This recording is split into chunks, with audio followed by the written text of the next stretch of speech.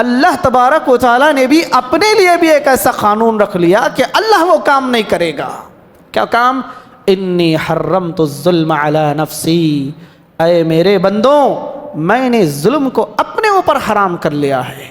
یعنی اللہ تعالیٰ نے اپنے اوپر ظلم حرام کر لیا، اور جس طرح اللہ نے اپنے اوپر ظلم حرام کر لیا، اللہ تعالیٰ نے اس ظلم کو بندوں پر بھی حرام کر دیا اور کہا کہ جس طرح میں تم پر ظلم نہیں کرنے والا ہوں، میں تم پر ظلم نہیں کر رہا ہوں، ظلم کرنا میرے اوپر جیسا کہ حرام ہے، حرمت الظلم علی نفسی وجعلتہ بینکم محرما فلا تظالموا، میں نے ظلم کو تمہارے اوپر بھی حرام کر دیا ہے، تم بھی ایک دوسرے پر ظلم نہ کرو. اللہ کے نزدیک ظلم کا معاملہ بڑا سنگین معاملہ ہے کہ جو لوگ دنیا میں ظلم کریں گے ایک دوسرے پر، اللہ تبارک و تعالیٰ قیامت کے دن ان کا بدلہ دلائے گا، مظلوموں کا بدلہ دلائے گا. یہاں تک کہ اللہ تعالیٰ کے پاس ظلم کا معاملہ، انصاف کا معاملہ اس قدر نازک ہوگا کہ اگر کوئی سینگ والی بکری نے بے سینگ والی بکری پر بھی ظلم اٹھایا ہوگا، اللہ تبارک و تعالیٰ قیامت کے دن اس بے سینگ والی بکری کو سینگ والی بکری سے انصاف دلائے گا، اس ظلم کا بدلہ اللہ تبارک و تعالیٰ قیامت کے دن دلائے گا.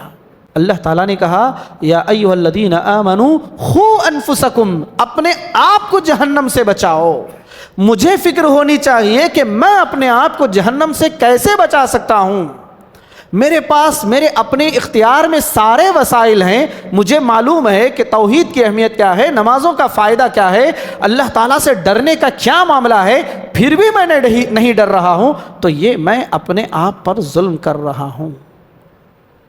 ہمیں ساری چیزیں معلوم ہیں، اخلاق کسے کہتے ہیں، نمازوں کی پابندی کسے کہتے ہیں، فلاں چیز کسے کہتے ہیں، فلاں چیز کسے کہتے ہیں، دین کے ساری باتیں ہم جانتے ہیں، ہمیں معلوم ہے، پھر بھی ہم ان چیزوں سے غفلت کر رہے ہیں. تو گویا ہم اپنے آپ کو، اپنے اس پسندیدہ جسم کو اللہ کی آگ کی طرف ڈھکیل رہے ہیں. وَقُلْ جَاءَ الْحَقُّ وَزَهَقَ الْبَاطِلُ إِنَّ الْبَاطِلَ كَانَ زَهُوقًا. السلام علیکم ورحمۃ اللہ وبرکاتہ. الحمد للہ رب العالمین والصلاة والسلام علی رسولہ الکریم وعلی من تبعہ بإحسان الی یوم الدین. اما بعد، فاعوذ باللہ من الشیطان الرجیم. بسم اللہ الرحمن الرحیم. ثم أورثنا الكتاب الذين اصطفينا من عبادنا فمنهم ظالم لنفسه ومنهم مقتصد ومنهم سابق بالخيرات بإذن الله. وقال النبي صلى الله عليه وسلم قال الله عز وجل اتقوا الظلم فإن الظلم ظلمات يوم القيامة. وقال النبي صلى الله عليه وسلم قال الله عز وجل يا عبادي إني حرمت الظلم على نفسي وجعلته بينكم محرما فلا تظالموا. معزز حاضرین مجلس، پردہ نشین اسلامی ماؤں اور بہنوں، مجھے آج کے اس مختصر سے درس میں ظلم کی قباحت، ظلم کی اسلام میں کس قدر شناعت بیان کی گئی ہے اور ظلم کی کیا کیا صورتیں ہو سکتی ہیں، اس کو میں آپ حضرات کے سامنے پیش کرنے کی کوشش کروں گا، اس دعا کے ساتھ کہ اللہ تعالیٰ مجھے بھی آپ کو بھی کہی ہوئی باتوں پر عمل کرنے کی توفیق عطا فرمائے. محترم حاضرین، ظلم یہ در حقیقت میں کسی بھی معاملے میں انصاف اور کسی بھی معاملے میں سیدھی بات کا الٹا مفہوم ہے. ظلم کے بارے میں کہا گیا وضع الشیء فی غیر محلہ ظلم، یعنی کسی بھی چیز کو اس کا اصل مقام نہ دینا، اس کا اصل حق نہ دینا، یہ ظلم ہے. جیسے مصلی ہے، اس کی ایک جگہ ہے خاص، کوئی بھی چیز ہے اس کی ایک خاص جگہ ہے، اس کو اس کی جگہ نہ دینا، اس کی بجائے دوسروں کو وہ جگہ دے دینا، یا پھر اس مقام کو اس کے مقام سے کم کر دینا، اس کے درجے سے کم کر دینا، یہ ظلم ہے. ہم عموماً جب بھی ظلم کے بارے میں بات آتی ہے تو ہمارے ذہن میں دو ہی نتیجے ہوتے ہیں، ایک ظالم ہے، ایک مظلوم ہے، یہ اس کا حق کھا لیا، یہ اس کے اوپر ظلم کر دیا۔ مگر جب ہم شریعت میں دیکھتے ہیں تو ظلم کرنے کے ہمیں 3 مفہوم معلوم ہوتے ہیں ظلم کرنے کے۔ پہلا جو عام مفہوم ہے، ظلم کا معاملہ انسان اور اللہ کے معاملے میں ہے۔ انسان اور اللہ کے معاملے میں ظلم کی کیفیت، اللہ تبارک و تعالیٰ تو سبحان اللہ تعالیٰ کی ذات تو ظالم نہیں ہے۔ ان اللہ لا یظلم مثقال ذرہ، اللہ تبارک و تعالیٰ ذرہ برابر بھی بندے پر ظلم کرنے والا نہیں ہے۔ ایک اور آیت میں کہا گیا وما ربک لیس بظلام للعبید، لوگوں تمہارا رب کسی بھی اپنے بندے پر ظلم کرنے والا نہیں ہے۔ اللہ کیوں ظلم کرے گا؟ ما یفعل اللہ بعذابکم، ظلم تو بڑی دور کی بات ہے، اللہ تعالیٰ عذاب بھی کیوں دے گا کسی کو اگر وہ نیک عمل کرتا ہے؟ اللہ کو ظلم کی کیا پڑی ہے؟ اللہ کے خزانے میں کیا کمی ہے کہ وہ بندوں کا حق مار دے؟ اللہ کے خزانے میں ایسی کون سی کمی ہے کہ اللہ تبارک و تعالیٰ بندے پر ظلم کرے اور اس سے وہ چیز چھین لے؟ ہماری زندگی، ہماری سانسیں، ہماری زندگی کی نعمتیں، ہماری ایک ایک ضرورت یہ اللہ کے حکم سے پوری ہوتی ہے۔ اللہ کو کیا پڑی ہے کہ وہ بندے پر ظلم کرے؟ ہاں، بندہ اللہ پر ظلم کر دیتا ہے۔ بندے کی اللہ تبارک و تعالیٰ کے ساتھ ظلم کی کیفیت یا ظلم کی صورت یہ ہے کہ بندہ اللہ کو وہ مقام نہ دے جس مقام کے اللہ تبارک و تعالیٰ مستحق ہے۔ یعنی اللہ تبارک و تعالیٰ توحید کا مستحق ہے، اللہ تبارک و تعالیٰ ہماری عبادتوں میں اخلاص کا مستحق ہے۔ کہا گیا کہ یا بنی لا تشرک باللہ، وَإِذْ قَالَ لُقْمَانُ لِابْنِهِ وَهُوَ يَعِظُهُ يَا بُنَيَّ لَا تُشْرِكْ بِاللَّهِ إِنَّ الشِّرْكَ لَظُلْمٌ عَظِيمٌ، کہ حضرت لقمان علیہ السلام نے اپنے بچے کو نصیحت کرتے ہوئے کہا کہ اے میرے بچے تو اللہ تعالیٰ کے ساتھ شرک نہ کرنا، کیونکہ شرک سب سے بڑا ظلم ہے۔ ایک آیت کریمہ میں اللہ تبارک و تعالیٰ نے ارشاد فرمایا الذین آمنوا ولم یلبسوا ایمانہم بظلم، کہ جو لوگ ایمان لائے اور ان کا ایمان کیا نہیں تھا؟ شرک کے ساتھ ملا ہوا نہیں تھا۔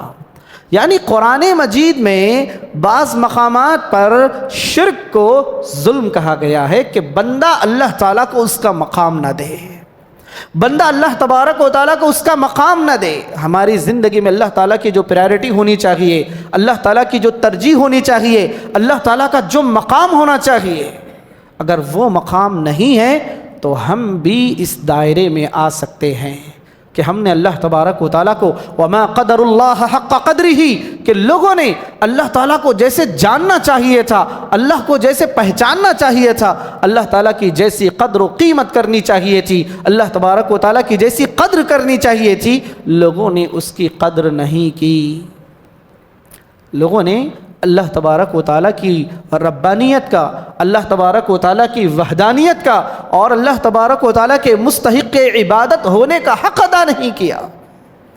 آج دیکھیے شرک کا معاملہ، وما یؤمن اکثرهم باللہ الا وهم مشرکون، کہ بہت سارے لوگ آج ایمان والے ہونے کے باوجود بھی، بہت سارے ایمان والے ہونے کے باوجود بھی، کلمہ گو مسلمان ہونے کے باوجود بھی لوگ آج شرک میں مبتلا ہیں۔ کتنے ہمارے ایسے بھائی ہیں، ہمارے اپنے اہل حدیث گھرانوں میں کتنے سارے لوگ ایسے ہیں جو گھر میں عورتوں کے پریشر میں آ کر، عورتوں کی باتوں میں آ کر کتنے سارے کام گھریلو طور پر خفیہ کام، شرک کے کام کر دیتے ہیں۔ جادو کرنا کرانا شرک ہے، تعویذ پہننا پہنانا شرک ہے، اور یہی نہیں کتنے ایسے کام ہیں جو شرکیاں کام ہیں۔ ہم آج سچے عقیدے کا دعویٰ کرنے والے مسلمان اس کام کو کر گزرتے ہیں۔ ہمیں بچنا چاہیے، کیونکہ یہ چیز بھی کس میں آ جائے گی؟ شرک کے قبیل سے آ جائے گی، اور یہ بھی ظلم کے نتیجے میں آ جائے گی۔ جبکہ اللہ تبارک و تعالیٰ نے ہمیں ظلم سے بچنے کا حکم دیا ہے، ہمیں اللہ تبارک و تعالیٰ نے ظلم سے بچنے کا حکم دیا ہے، ہمیں اللہ تبارک و تعالیٰ نے اپنے معاملے میں توحید کا حکم دیا ہے۔ وَاعْبُدُوا اللَّهَ وَلَا تُشْرِكُوا بِهِ شَيْئًا، لوگوں اللہ کی عبادت کرو، ایک اکیلے اللہ تبارک و تعالیٰ کی عبادت کرو، اس کی ذات کے ساتھ کسی کو شریک مت کرو۔ کسی کو شریک کریں گے تو یہ اللہ کی ذات کے ساتھ ظلم ہو جائے. کسی کو اللہ تعالیٰ کی ذات کے ساتھ شریک کریں گے, اللہ تعالیٰ کا جو مقام ہے وہ مقام کسی اور کو دیں گے. یا پھر ہم عبادت تو اللہ تعالیٰ کی کریں مگر اس طریقے پر نہ کریں جو طریقہ کہ رسول اللہ نے بتایا ہے. لوگوں سے جب کہا جاتا تھا کہ آپ شرک مت کرو, آپ شرک مت کرو, تو لوگ کہتے تھے ہم ان کی عبادت تو نہیں کر رہے ہیں, ہم ان کی عبادت تو نہیں کر رہے ہیں مگر ہم چاہتے ہیں کہ ان اولیاء اللہ سے ہم تھوڑا قریب ہو جائیں تو یہ اللہ سے ہمیں قریب کرتے ہیں. ما نعبدهم الا ليقربونا الى اللہ, کہ ہم ان کا احترام اس لیے کر رہے ہیں تاکہ یہ لوگ ہمیں اللہ سے قریب کر دیں. سبحان اللہ. جب محمد صلی اللہ علیہ وسلم کو اللہ تعالیٰ نے یہ آیت سکھائی, وَإِذَا سَأَلَكَ عِبَادِي عَنِّي فَإِنِّي قَرِيب, اے محمد صلی اللہ علیہ وسلم آپ میرے بندے آپ سے اگر پوچھیں میرے بارے میں تو آپ کہہ دیجئے میں سب سے قریب ہوں. یعنی اللہ تبارک و تعالیٰ کا راستہ, اللہ تعالیٰ کا در, اللہ تبارک و تعالیٰ کی دہلیز, اللہ تبارک و تعالیٰ کا آستانہ بالکل آدمی کے قریب ہے. وَنَحْنُ أَقْرَبُ إِلَيْهِ مِنْ حَبْلِ الْوَرِيدِ, کہ انسان کی رگے جاں سے زیادہ اللہ تبارک و تعالیٰ انسان کے قریب ہے. تو پھر انسان کو چاہیے کہ وہ توحید کا سبق اپنی زندگی میں لازم پکڑے. انسان ایمان والا ہونے کے باوجود اس بات پر غور کرے کہ میرے لیے صرف ایمان والا ہو جانا کافی نہیں بلکہ ایمان پر برقرار رہنا ضروری ہے. یہی وجہ ہے کہ قرآن مجید میں ایمان کے بارے میں ایمان کے بعد استقامت کی بھی بات آئی ہے. ایک صحابی رسول صلی اللہ علیہ وسلم اللہ تبارک و تعالیٰ کے ایک محبوب بندے جناب محمد رسول اللہ صلی اللہ علیہ وسلم کے پاس ایک صحابی آئے ہیں. کہنے لگے اللہ کے رسول خلی فی الاسلام قولا لا اسأل عنہ بعدک, کہ اللہ کے نبی مجھے آج اسلام کے بارے میں, دین کے بارے میں کوئی ایک ایسی بات بتائیے وہ بات مجھے آج کے بعد کسی اور کو پوچھنے کی ضرورت نہ پڑے. ایک بات بتائیے اسلام کی, میں عمل کرنا چاہتا ہوں, مجھے اسلام کی کوئی ایک ایسی بات بتائیے کہ میں اس پر عمل کر لوں اور اس کے بعد اس بات کے بارے میں کسی اور سے پوچھنے کی مجھے ضرورت نہ پیش آئے. ایک ایسی جامع بات بتائیے. تو محمد صلی اللہ علیہ وسلم نے کہا قل آمنت باللہ ثم استقم, تم کہو کہ میں ایمان والا ہو گیا, یعنی جب تم ایمان لا لو ثم استقم, اپنے ایمان پر برقرار رہو. ہم جب اپنے آپ کو مومن تصور کرتے ہیں, ہم جب اپنے آپ کو اہل توحید تصور کرتے ہیں, ہمارا عقیدہ یہ ہے کہ ہم اہل حدیث ہیں, ہم کتاب و سنت پر عمل کرنے والے ہیں, تو پھر ہمیں شرک سے بچنا چاہیے. ہمیں شرک سے بچنا چاہیے. اپنی ایمان والی حالت پر, اپنے عقیدے پر ہمیں مضبوط ہونا چاہیے. یہ پہلی بات ہے. یہ ظلم کا پہلا معنی ہے کہ آدمی, ظلم کا معنی شرک ہے, آدمی ظلم سے بچے. اللہ کے معاملے میں ظلم یہ ہے کہ آدمی اللہ کے ساتھ شرک کرے. ظلم کا جو دوسرا معنی ہے یہی ہمارے نزدیک سب سے زیادہ متداول ہے, ہمارے نزدیک سب سے زیادہ یہی عام ہے کہ ظلم کا مطلب یہ ہے وضع الشیء فی غیر محلہ, ہمیں کسی انسان کا حق ادا نہ کرنا. کاروبار میں کسی کو دھوکہ دے دینا, اس کو دینے والی چیز نہ دینا, امانت میں خیانت کر دینا, ہم لوگوں کے ساتھ ظلم کرنا, ایک دوسرے کے ساتھ ظلم کرنا, طاقتور کمزور پر ظلم کریں. ہو سکتا ہے کہ ماں باپ اپنے بچوں پر ظلم کریں, بچے اپنے ماں باپ پر ظلم کریں, گھر کا بڑا بھائی چھوٹوں پر ظلم کر دے, یا چھوٹے بھائی بڑے بھائی پر ظلم کر دے, بھائی بہنوں پر ظلم کر دے, بہن بھائیوں پر ظلم کر دے, ایک کاروباری دوسرے کاروباری پر ظلم کر دے, اور یا پھر یوں کہہ لیجئے ایک بڑا آدمی اپنے ماتحت پر ظلم کر دے. ظلم کی یہی ساری کیفیتیں ہیں. آدمی کو ظلم سے بچنا چاہیے۔ جناب محمد رسول اللہ صلی اللہ علیہ وسلم حضرت معاذ بن جبل رضی اللہ عنہ کو یمن کی طرف بھیج رہے تھے۔ بہت ساری باتیں آپ صلی اللہ علیہ وسلم نے حضرت معاذ رضی اللہ عنہ سے بیان فرمائی، اس میں سے یہ بھی کہا اتق دعوت المظلوم، اے معاذ تم نئی سرزمین میں جا رہے ہو، تم نئے لوگوں میں جا رہے ہو، تم نئے مقام پر جا رہے ہو، کسی پر ظلم کرنے سے بچنا۔ اتق دعوت المظلوم، کسی مظلوم کی بد دعا سے بچنا۔ اگر مظلوم تمہارے حق میں بد دعا کر دے تو اس کے اور اللہ کے درمیان کوئی حجاب نہیں ہے، اللہ مظلوم کی بد دعا کو فوراً قبول کر لیتا ہے۔ اللہ تبارک و تعالیٰ نے اسی ظلم کے بارے میں کہا کہ یا عبادی انی حرمت الظلم علی نفسی وجعلتہ بینکم محرما فلا تظالموا۔ حاضرین کرام، جیسا کہ میں نے کہا اللہ کو کیا پڑی ہے کہ وہ بندے پر ظلم کرے، لیکن اللہ نے جس طرح ہمارے لیے رول ہے کہ ہم دن میں 5 نمازیں پڑھیں، ہم فلاں کریں، وہ کام کریں، یہ کام کریں، اللہ تعالیٰ نے بھی اپنے اوپر ایک چیز لازم کر لی ہے۔ بلکہ یوں کہہ لے، جیسا میری زندگی میں، آپ کی زندگی میں، ایک انسان ہونے کے ناطے، ایک مسلمان ہونے کے ناطے اللہ تعالیٰ نے ہمارے لیے ایک انڈیکس بتایا ہے کہ اس میں حرام چیزیں ہیں، کہ اس میں وہ حرام کام میں نہیں کر سکتا، آپ نہیں کر سکتے۔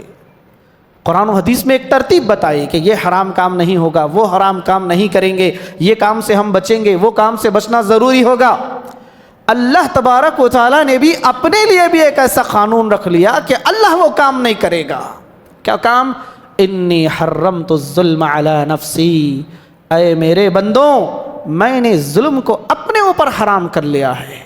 یعنی اللہ تعالیٰ نے اپنے اوپر ظلم حرام کر لیا، اور جس طرح اللہ نے اپنے اوپر ظلم حرام کر لیا، اللہ تعالیٰ نے اس ظلم کو بندوں پر بھی حرام کر دیا، اور کہا کہ جس طرح میں تم پر ظلم نہیں کرنے والا ہوں، میں تم پر ظلم نہیں کر رہا ہوں، ظلم کرنا میرے اوپر جیسا کہ حرام ہے، حرمت الظلم علی نفسی وجعلتہ بینکم محرما فلا تظالموا، میں نے ظلم کو تمہارے اوپر بھی حرام کر دیا ہے، تم بھی ایک دوسرے پر ظلم نہ کرو۔ ظلم زمانے جاہلیت میں لوگ ایک دوسرے پر ظلم کرتے ہیں، بلکہ زمانے جاہلیت میں ایک نعرہ تھا انصر اخاک ظالما او مظلوما، اپنے بھائی کی مدد کرو، چاہے آپ کا بھائی ظالم ہی کیوں نہ ہو، اگر بھائی مدد کے لیے پکار رہا ہے اس کی مدد کے لیے کھڑے ہو جاؤ، اپنے بھائی کی مدد کرو، مظلوم رہا تو مدد کرنا ہی کرنا ہے۔ جب اسلام آیا تو محمد صلی اللہ علیہ وسلم نے اس نعرے کو بدل دیا، اس کے مفہوم کو بدل دیا۔ اسلام میں کہا ظالما او مظلوما، انصر اخاک ظالما او مظلوما۔ صحابہ کرام رضوان اللہ علیہم اجمعین پریشان ہو گئے، چونک پڑے کہ اللہ کے رسول یہ تو زمانے جاہلیت کا نعرہ ہے کہ آپ کا بھائی ظالم رہا تو بھی مدد کرو، یا پھر آپ کا بھائی مظلوم رہا تو بھی مدد کرو، یہ کیسی بات ہے؟ اور یا پھر یہ کہا کہ ہم یہ تو سمجھ میں آتا ہے کہ ہمارا بھائی مظلوم ہے تو ہم اس کی مدد کریں گے، لیکن بھائی ظالم ہے تو اس کی مدد کریں، کیسے کریں؟ تو آپ صلی اللہ علیہ وسلم نے کہا آپ کا بھائی ظالم ہے تو اس کو ظلم سے روکو، آپ کا بھائی ظالم ہے اسے ظلم سے روکو۔ تو معلوم ہوا نہ صرف ظلم سے بچنا ہے، اگر ہم کسی ظالم کو دیکھتے ہیں تو اس کو ہمیں نصیحت کرنی چاہیے اور اس کو بتانا چاہیے کہ یہ ظلم ہے، اس سے بچا رہے۔ اللہ تبارک و تعالیٰ کے نزدیک ظلم کا معاملہ بڑا سنگین معاملہ ہے، اللہ کے نزدیک ظلم کا معاملہ بڑا سنگین معاملہ ہے کہ جو لوگ دنیا میں ظلم کریں گے ایک دوسرے پر، اللہ تبارک و تعالیٰ قیامت کے دن ان کا بدلہ دلائے گا، مظلوموں کا بدلہ دلائے گا۔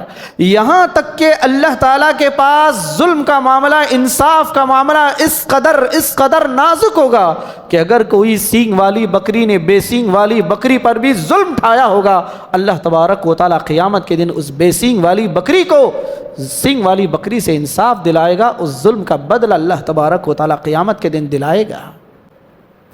تو پھر انسانوں پر ظلم کا معاملہ کتنا سنگین ہے۔ حدیث میں آتا ہے کہ آپ صلی اللہ علیہ وسلم نے پوچھا کہ میری امت کا مفلس انسان کون ہے؟ صحابہ نے کہا کہ من لا دیران لہو ولا درہم لہو، کہ جس کے پاس پیسہ نہیں ہے، مال و دولت نہیں ہے، وہ آدمی مفلس ہے، ضرورت پڑی تو اس کے گھر میں کچھ بھی پیسہ نہیں۔ جو آدمی خالی ہاتھ ہے، تو کہا کہ میری امت میں خالی ہاتھ انسان وہ ہے کہ جو کل قیامت کے دن آئے گا بصلاۃ وصیام وزکات وحج۔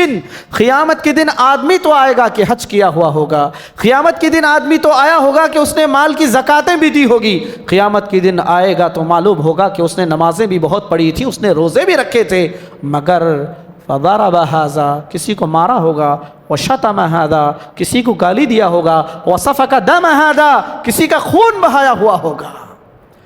اللہ تبارک و تعالیٰ اس ظالم کو ایک ایک مظلوم کو بدلہ دلائے گا۔ اس نے فلاں کو 10 گالیاں دی تھی، 10 گالیوں کے بدلے اللہ نمازیں اٹھا کر دے گا۔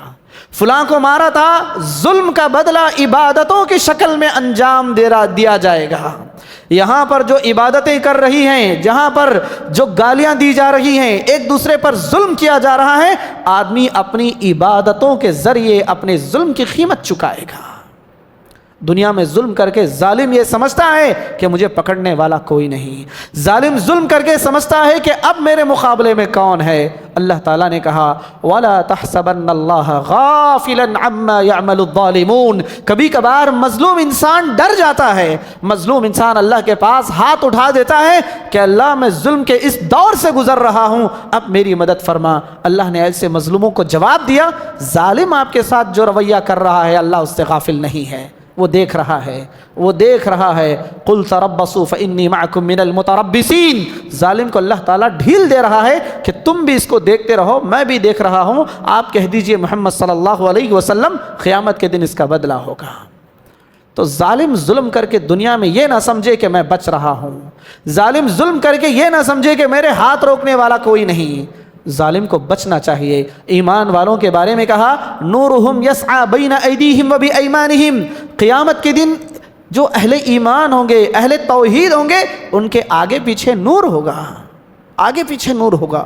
جہاں جا رہے ہیں، یہ جہاں جا رہے ہیں اپنے ساتھ ان کے آگے پیچھے اللہ تبارک و تعالیٰ کی جانب سے نور کا انتظام ہے، اللہ کی جانب سے روشنی کا انتظام ہے۔ بالکل اسی طرح کہا گیا الظلم ظلمات یوم القیامہ، جس طرح ایمان والے کے لیے ظلم، جس طرح ایمان والے کے لیے اس کا ایمان روشنی ہے، ظالم کے لیے اس کا ظلم اندھیرا ہے۔ جس طرح اندھیرے میں ہم ایک قدم دنیا میں ہی نہیں چل سکتے، اندھیرے میں ہم ایک قدم بھی آگے نہیں بڑھ سکتے۔ اپنے ہی گھر میں اگر کرنٹ چلا جائے، بجلی چلی جائے تو اپنے ہی گھر میں ہم سامان ٹٹولنے لگتے ہیں، ہم اپنے ہی گھر میں اندھے ہو جاتے ہیں۔ وہ تو حشر کا معاملہ ہے، ظالم جب ظلم کے اندھیرے میں ہوگا تو پھر اس کو کوئی بچانے والا نہیں ہوگا۔ حضرین کرام، اللہ کے ساتھ ظلم کا معاملہ یہ ہے کہ اللہ تبارک و تعالیٰ کے ساتھ شرک کیا جائے۔ انسانوں کے ساتھ ظلم کا معاملہ یہ ہے کہ ان کی حق تلفی کی جائے، ان کا حق مارا جائے، ان کے ساتھ انصاف والا معاملہ نہ کیا جائے۔ تیسرا معنی ظلم کا، ظلم کا تیسرا معنی یہ ہے کہ آدمی اپنے اوپر ظلم کرے۔ ظلم کا تیسرا معنی یہ ہے آدمی اپنے اوپر ظلم کرے۔ یعنی ایک سوال یہ ہو سکتا ہے کہ میں اپنے اوپر ظلم کیسے کر سکتا ہوں؟ اپنے اوپر ظلم کا معاملہ یہ ہے آدمی جانتے پوچھتے اپنے آپ کو گناہوں میں مبتلا کرے، جانتے پوچھتے۔ اللہ تبارک و تعالیٰ نے سورہ فاطر میں بیان فرمایا ثم اورثنا الکتاب الذین اصطفینا من عبادنا فمنہم ظالم لنفسہ۔ ہم نے اپنے پسندیدہ اور چنندہ بندوں کو ہم نے کتاب کا وارث بنایا، قرآن مجید کا وارث بنایا۔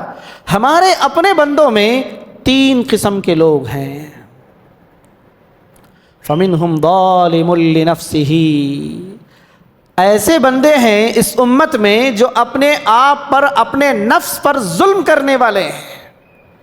دوسرے وہ بندے ہیں جو اپنی عبادت بھی، اللہ تعالیٰ کی عبادت بھی کرتے ہیں، نیکیاں بھی کرتے ہیں اور ان سے گناہ بھی ہوتے رہتے ہیں۔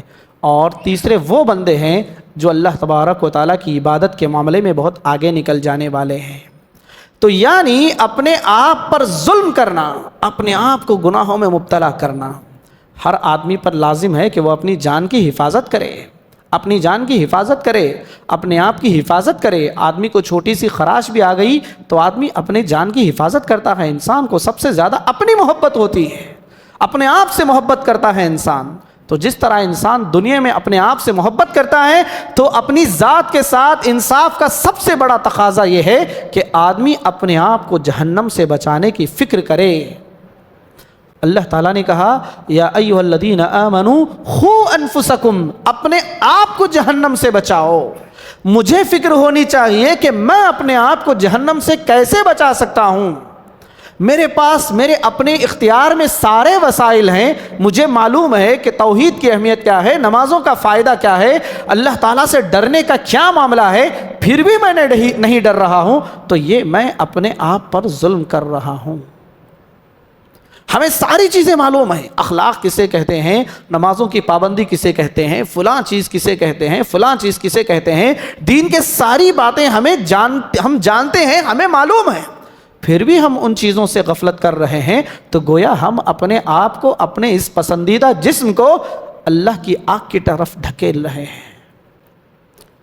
یعنی آدمی اپنے آپ پر ظلم کرے۔ قیامت کے دن اللہ تبارک و تعالیٰ نے ایسے ظالم کے بارے میں کہا وَيَوْمَ يَعَضُّ الظَّالِمُ عَلَى يَدَيْهِ يَقُولُ يَا لَيْتَنِي اتَّخَذْتُ مَعَ الرَّسُولِ سَبِيلًا يَا وَيْلَتَى لَيْتَنِي لَمْ أَتَّخِذْ خَلِيلًا يَا وَيْلَتَى لَيْتَنِي لَمْ أَتَّخِذْ فُلَانًا خَلِيلًا لَقَدْ أَضَلَّنِي عَنِ الذِّكْرِ بَعْدَ إِذْ جَاءَنِي وَكَانَ الشَّيْطَانُ لِلْإِنسَانِ خَذُولًا۔ کہا کہ ایسا ظالم قیامت کے دن غصے سے اپنا ہاتھ کترے گا۔ آدمی غصے میں آ رہا ہے، اپنے آپ کو مار رہا ہے، آدمی دنیا میں غصے میں آ رہا ہے، اپنے ہاتھ سے دیوار کو مار رہا ہے، سامنے کوئی چیز ہے اسے پھینک رہا ہے۔ قیامت کے دن انسان، ایسا ظالم انسان اپنے ہاتھ کو کاٹے گا، اپنے ہاتھوں کو دانتوں سے کاٹے گا اور کہے گا کہ کاش میں نے اللہ رسول کا راستہ اپنایا ہوتا، کاش میں اللہ رسول کے طریقے پر چلا ہوتا، کاش میں دنیا میں اس آدمی کی بات میں نے نہیں سنی ہوتی، کاش میں اللہ رسول کے طریقے کو چھوڑ کر کوئی اور طریقہ نہ اپنایا ہوتا۔ آدمی گنہگار انسان کل قیامت کے دن اپنے آپ پر افسوس کرے گا، یعنی اپنے آپ کو دنیا میں ظلم میں مبتلا کرے گا، ظلم میں مبتلا کرے گا، اپنی ذات کے ساتھ انصاف نہیں کرے گا، اپنی ذات کے ساتھ انصاف نہیں کرے گا۔ وہ جسم جس کا تصور ہی، جیسے ہمارے نام کے تو بہت سارے لوگ دنیا میں موجود ہیں، میرے نام کے، آپ کے نام کے دنیا میں بہت سارے لوگ موجود ہیں، لیکن میرا ایک خاص چہرہ ہے، اس چہرے کو عبد الرحمن کہا جاتا ہے، آپ کی ایک وضع خطا ہے، آپ کو وہ نام دیا جاتا ہے، تو مجھے سب سے زیادہ محبت اس چہرے سے ہے جو آئینے میں مجھے نظر آتا ہے، میرا اپنا آپ ہے۔ اگر مجھے اپنے آپ سے محبت نہیں ہے تو پھر میں کس کے معاملے میں بھی انصاف پسند نہیں ہو سکتا۔ اگر میں اپنی ذات کے ساتھ انصاف نہیں کر رہا ہوں تو میں کسی کے ساتھ بھی انصاف پسند نہیں ہو سکتا۔ تو اسی لیے آدمی کو چاہیے کہ پہلے اپنے وجود کو، اپنے آپ کو، اپنے جسم کو، اپنے ہاتھ پیر کو آدمی جہنم کی آگ سے بچانے کی کوشش کرے۔ اگر وہ نہیں کر رہا ہے تو وہ اپنے آپ کے ساتھ ظلم کر رہا ہے۔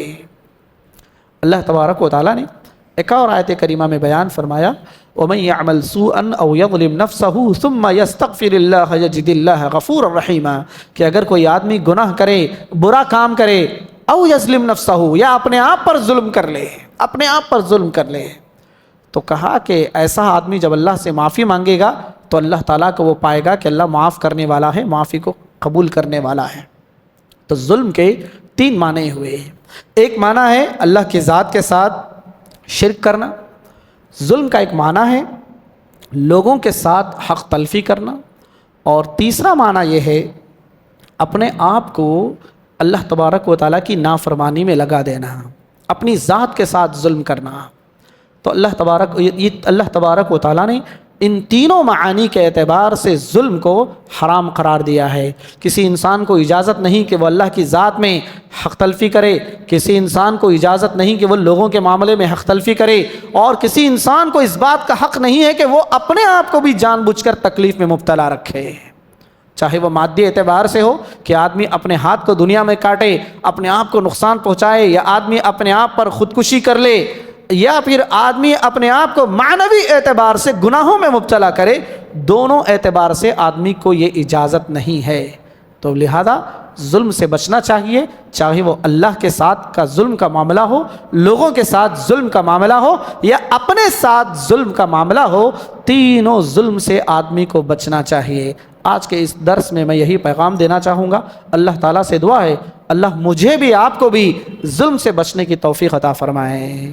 اللہ تعالیٰ مجھے بھی آپ کو بھی توحید پر قائم و دائم رہنے والا بنائے, توحید پر کاربند رہنے والا بنائے. لوگوں کی حق تلفی سے اللہ ہماری حفاظت فرمائے اور اپنے آپ کے ساتھ اپنی ذات کے ساتھ محبت کرنے اور اس کو دنیا اور آخرت میں انصاف دلانے کے اللہ مجھے اور آپ کو توفیق عطا فرمائے. آمین. وآخر دعوانا ان الحمد للہ رب العالمین. اقول قولی هذا استغفر اللہ لی ولکم ولسائر المؤمنین اجمعین. بارک اللہ لی ولکم فی القرآن العظیم ونفعنی وإیاکم بالآیات والذکر الحکیم. انہ تعالی جواد کریم ملک بر رؤوف رحیم رب حلیم. سبحانک اللہ وبحمدہ سبحانک اللہم وبحمدک اشہد ان لا الہ الا انت استغفرک واتوب الیک. والسلام علیکم ورحمۃ اللہ وبرکاتہ.